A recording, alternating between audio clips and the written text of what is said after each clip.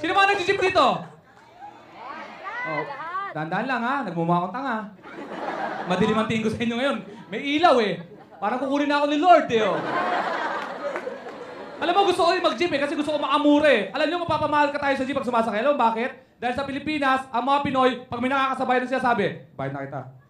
Minsan naman nakasabay ako, pare, bayad na kita. Lex, kasama ko yung anak ko eh.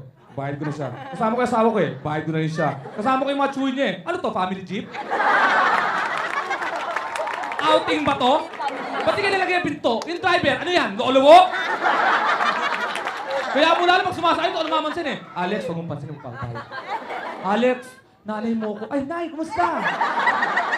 Saka pag sumakay ka sa jeep at napwesto ka sa gitna, anong mangyayari sa'yo? Taga-abot! Bayado, bayado, bayado, bayado.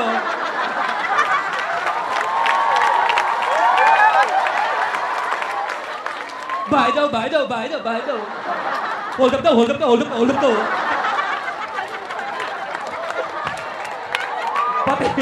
Pati hold up, paki-hold up naman yung katabi mo. Oh, hindi ikaw, mukha ka mahirap eh. Yung may cellphone na iPhone eh. Ikaw nga! Okay lang sana kung taga-abot ka eh. Minsan taga-compute ka pa eh. Baydo. Yung tatlo dyan, estudyante. Yung apat, senior citizen. Yung dalawa, sasakay ng Guadalupe, walang hiya!